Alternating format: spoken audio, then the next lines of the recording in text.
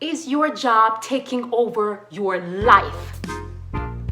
That's the topic we're going to talk about today.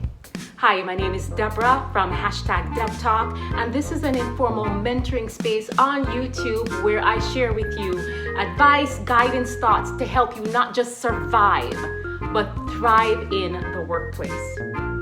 For today's topic, I'm going to share a little bit of my story.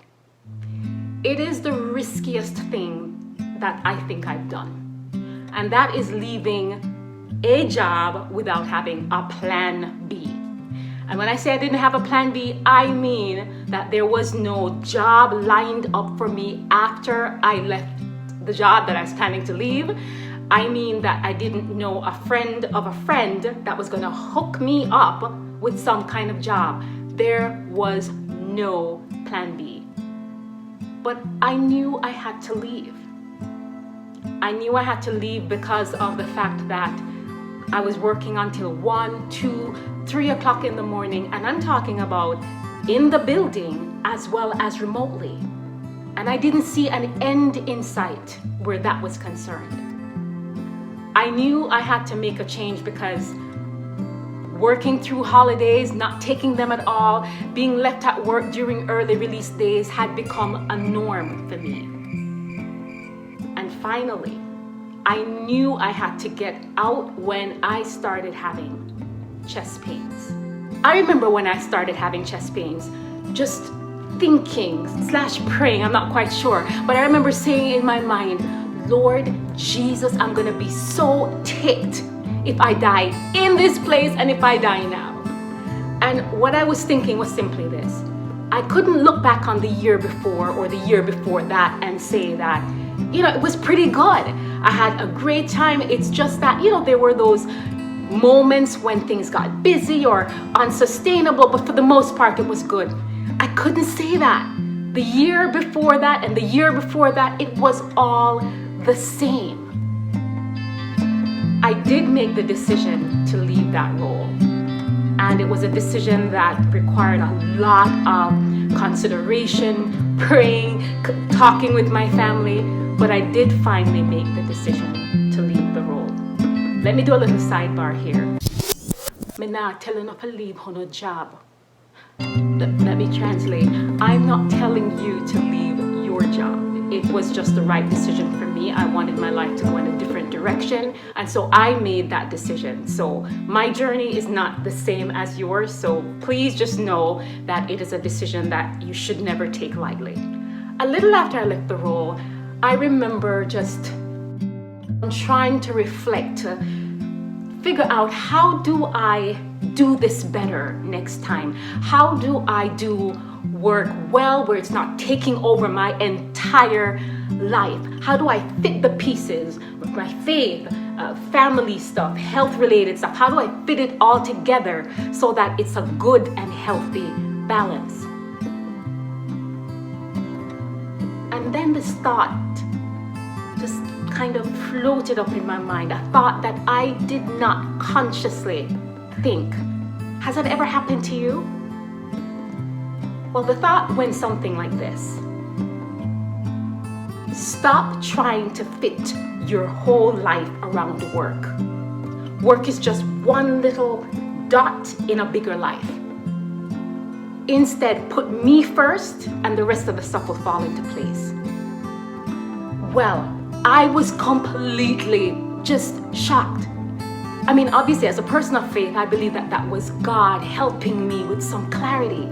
I think what shocked me the most was me trying to fit my life around work. I had no idea that was what I was doing, or that it was even a default.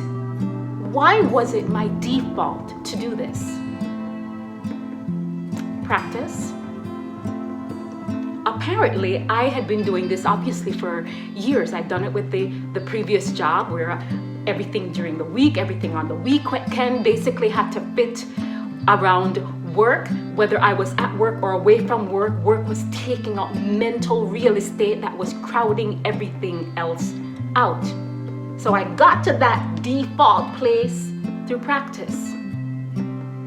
The other reason I think I got there was not putting up boundaries. not maintaining boundaries. And I guess that's also a matter of practice. Now, it's important to consider this. When an employer has a particular job to be done, they hire different people to do it. They hire people like you and like myself. And it's fair for them to have basic expectations for you to perform that role. The problem is there are some employers that basically have unrealistic expectations, and sometimes those expectations are unfair considering how much staff they have, considering how many hours are in a day, and a variety of other things. The bottom line is that sometimes they step over the line in what they're expecting.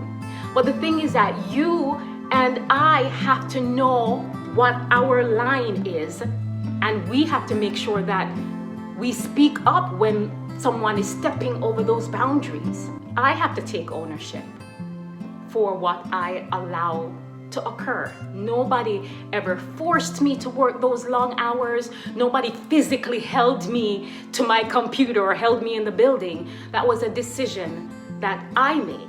The good news is having a healthy relationship with work is just a decision away. So what kind of relationship do you have with work? Is it at the center of your life? Should it be at the center of your life? Now, I want to caution you. There may be some of you that will say, listen, I love work. I love staying at work. I don't think it's a problem if it's at the center of your life. And again, I want to caution you if that's where you are. Because the fact is, none of us are promised any particular job for the rest of our lives. I mean, maybe if you own a company, but nobody is promised a job for their entire life. And I think we all know that firsthand because we experienced what happened at the beginning of this pandemic, where so many people lost their jobs, so many employers lost their companies. So no job is promised to someone. So if your identity and your purpose and all of that is wrapped up in a particular job, if it is the center of your life, what happens when that job is no more? So for you, I want to encourage you to go find your life and put work in its rightful place. If on the other hand, your answer is, no, I don't think that work should be the center of my life, but right now it is, and I'm not sure what to do. Let's start here. What action can you take, big or small, to remedy this? Is it logging off on time? Is it refusing to respond to that email that came in at 9 p.m. when you know you are not a doctor, you are not a police officer, you don't have a job that has you on call, but they're sending you an email or a text at 9 p.m. at night? You refusing to answer that is a huge step in the right direction. Is it taking vacations so that your peers and your direct reports can get the confidence they need to know that they can survive without you? Because contrary to popular belief, there are folks that believe that when people can't survive without you, then that's job security. But you know what? It's not just quote unquote job security. It means that you can never not be there. That's what's leading you to basically be burnt out because they can't survive without you. So you have to be there all the time. Is it sharing with your manager that the current situation is not sustainable and then making some recommendations to get it to a place where it's manageable for you? The ugly truth is that if you end up being ill as a result of the amount of work and stress and all of that, or God forbid, just end up just not being here anymore, you know that they're gonna find someone to replace you. And it's not because they're being mean, it's because of the fact that they need to keep moving forward. So I want to ask you this question again. Is work at the center of your life? Should it be at the center of your life? If it is, what actions are you going to take today to make sure that it's only the most important thing that's at the center of your life. I want to thank you so much for listening to this talk. I absolutely appreciate you. I truly hope that you found it to be encouraging, that you found things in there that was just helpful, and if nothing else, that you're hearing someone who perhaps has walked through what you're walking through right now.